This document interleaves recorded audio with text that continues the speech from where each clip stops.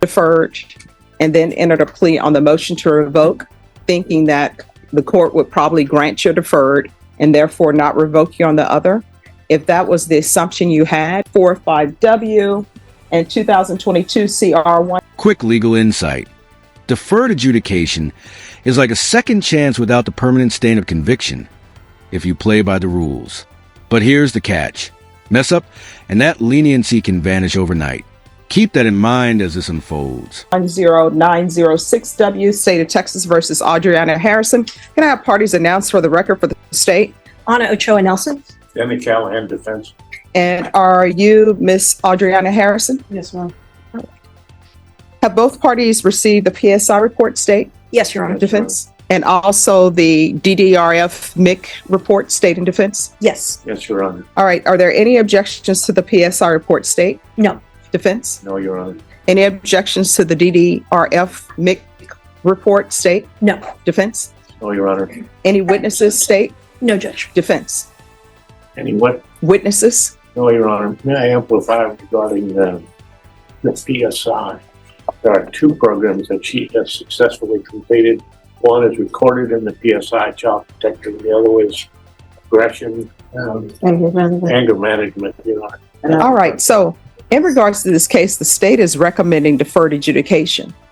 Apparently we are, Judge. So I don't understand. Did you catch the judge's tone? That's not just skepticism. It's a warning shot. Judges rarely challenge plea deals unless they see red flags. And here, repeated violence is setting off alarms. Just for completeness. No. I mean, why should I go along with the deferred adjudication? And the reason why I'm saying that is because, one, I'm not the person who took this plea, but she's on deferred adjudication for continuous violence against family.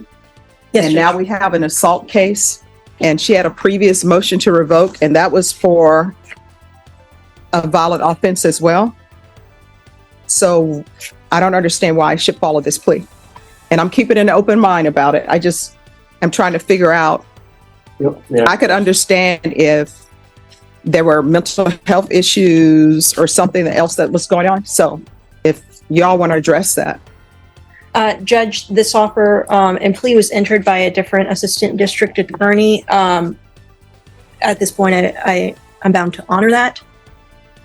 I don't know if Mr. Callahan wants to address your... This is where emotions collide with legal reality. The defense paints a picture of rehabilitation, family support, and self-awareness. But in the courtroom, promises alone rarely outweigh a track record of violence. What do you think? Should words of change matter more than past actions? Concerns himself. Your Honor, Ms. Harrison does not recognize that she has a major mental illness problem, but she's been examined for it.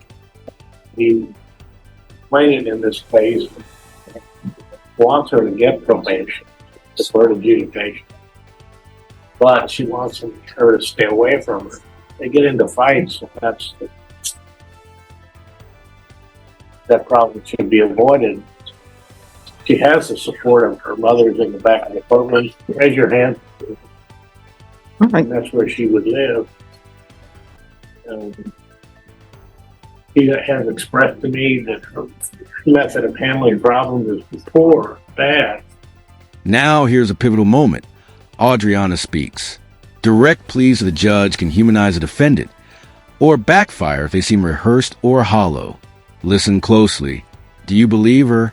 She wants to change it, in her own self-rehabilitative efforts at the two programs indicate that. You can trust her. I asked the court to go along with the plea.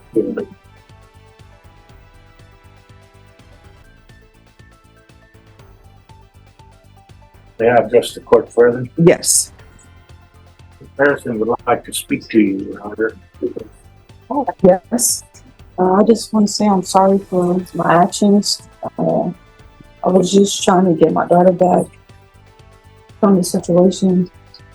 I didn't want to be back in here. I've been taking parenting classes. I'm supposed to get my parenting class certificate tomorrow. They don't make code today.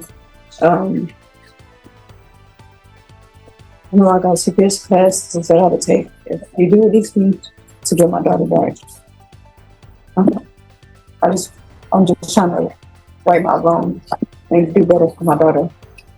All right, probation. Yes, Judge. Anything to say on this matter? I will not hear what Ms. Ferguson had to say. She wants to get out to get her child back, and she promises to do better. Your Honor, I would say Boom. There it is. The judge rejects a plea deal outright.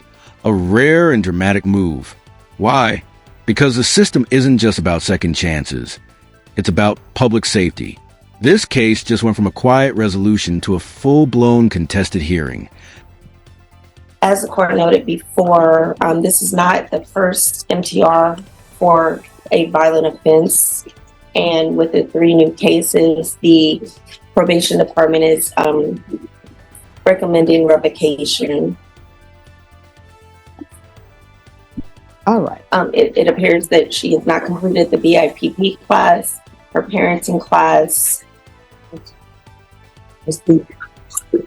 Oh, just 1 second. And I do not have on here, I would have to look in the system of any UAs that she's completed. I don't see that she's paid anything toward her fees or fines as well. All right. So, Ms. Harrison, you may want to speak to your attorney. I'm not going to follow this plea bargain agreement. It's rare that I don't follow plea bargain agreements, but I'm not going to follow this plea bargain agreement. Now, I understand that probably, and I'm making an assumption, I understand that probably you entered the plea to the deferred and then entered a plea on the motion to revoke, thinking that the court would probably grant your deferred and therefore not revoke you on the other. If that was the assumption you had, if you've made a plea in the motion to revoke, I'll allow her to withdraw that plea and it can be set for a contested hearing. We withdraw, Your Honor. All right, so I'm going to allow them to withdraw their plea to any allegations in the motion to revoke, and we'll set the motion to revoke for a contested hearing. And then whatever you all choose to do on the new case, you're more than welcome to do it. How much time do you need, Mr. Callahan? At the court's convenience, Your Honor. All right. State for a contested hearing. 2 to 3 weeks, Judge. All right, Ms. Ferguson, can you recall this back for a contested hearing? All right, court is calling 2023 CR 7772, State of Texas versus Rolando Valadez. Can I have parties announced for the record for the state? Hank Wilkins for the state, Your Honor. Defense? Kelly Hiddle. And are you Mr. Rolando Valadez? All right, are both parties in receipt of the TAP evaluation, state? Yes, Your Honor. Defense? Yes. Any objection to the TAP evaluation, state? No, Your Honor. Defense? No. All right. According to the plea bargain you entered, Switching gears, Rolando's case shows a different side of the justice system. Rehabilitation over punishment. Notice the contrast? One defendant's history burned bridges with the court, while another's compliance earned leniency. A perfect example of how behavior during probation can make or break your future. punishment is to be assessed at 9 years in the prison. The state is recommending community supervision. Is there anything you wish to say on behalf of your client? No, Judge, we just ask that you follow the recommendation, and Mr. Valdez has not had any violations on his actual interlock. And once the court has ordered him to do the AA daily, he has been doing that, and he's found that to be helpful. So. All right. All right, Mr. Valadez, can you raise your right hand for me, please? Do you solemnly swear or affirm the testimony you give will be the truth and nothing but the truth, so help you God? Yes, ma'am. All right, you can lower your hand. State your name for the record. Yes. State your name for the record. Yeah, Rolling like this. no problem. So the TAP evaluation is recommending outpatient treatment. Do you think that would be helpful to you? Yes, ma'am. All right. And are you in agreement to doing the outpatient treatment? Yes, ma'am. And they want it to be intensive. Here's the thing. It's still outpatient treatment. It's just more intensive. The reason why they're asking that of you is because of your alcohol use. And we're in felony court for alcohol use, right? So that means that you're probably a person who cannot drink alcohol at all. Right. Some people can take one drink, they stop, they're done. Other people, they just continue to drink. So I'm going to order even though you've been doing the sober meetings, which I appreciate, I'm going to order the intensive outpatient treatment. Do you understand? Yes, ma'am. All right. So are you employed? Yes, ma'am. What do you do? I work for Texas Highway, and we work for highways, Mhm. do highway streets. Ah, Yes. so you're all a part cleaning streets or repairing? We do the, Builds them. Yeah. What? He builds them. Ah, yeah, we add more streets to it, oh, are you building streets or is it the freeways? like the freeways. We're making more lanes. He's been working on 35 for 20 years, Judge. Oh, yeah. You know, there was somebody who told me that they have been working, well, seeing work on the freeway Yes, ma'am. since they were a little boy. That was Judge Carruthers. And he's like, they still working on it. So I don't think they ever finish. I don't know what that is. Why is it in other countries, people will work on a highway, like a highway gets destroyed, and then once the concrete or whatever materials they use have cured, it's like it's done. Why does it take so long here? The weather sometimes, but the material and the process of in and out, Mhm. because the streets gotta be open. So we need a lot of people directing the traffic, Mhm. and it's a lot of mistakes and stuff, accidents. Oh, I don't think you should say So mistakes. it's a lot of- like, little Yeah. minor things. Oh, wow. Well, Yes. thank you very Yeah, much. well, sure. And Okay. Well, I hope people will slow down when they see you all working. yes, ma'am. All right. Then I'm going to follow your agreement. This is what I'm going to do. I'm going to sentence you to 9 years in the prison, suspended and probated for 9 years. We'll do intensive outpatient treatment with probation. If there's an issue with that in your job, because I know your work hours are probably either early in the morning or late at night, just make sure you stay in contact with probation and let them know.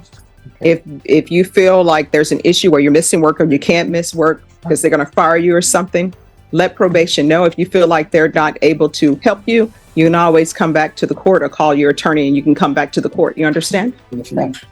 All right. There's to be regular reporting by Zoom or in person. Ignition interlock. That's for the full term. And I just noticed that was outside the agreement, Mr. Peddle. Right, Judge. We're asking that it be for half the term and then be evaluated by the court to see how he was doing. All right, I'm going to put it for full term, but I've noted it on the docket sheet that can be evaluated. So after the half term of this, if there are no issues, more likely than not, I'll have it removed. All right. Yes, ma'am. Thank So just come back to the court at half the term. Probation at half the term for ignition interlock. We can see how he's doing. I'm going to order full term for now, but that's open. All right, there's a $500 fine. That will be probated. Proof of employment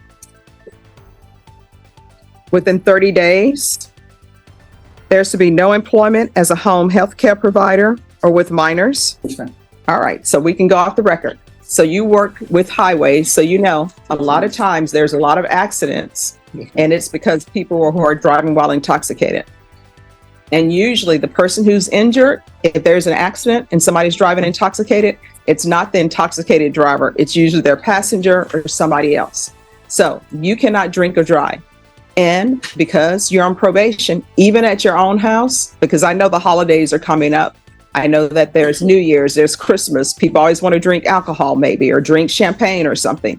Even at your own house, you are not allowed to drink alcohol while you're on probation. Do you understand? Yes, ma'am. All right. Good luck to you.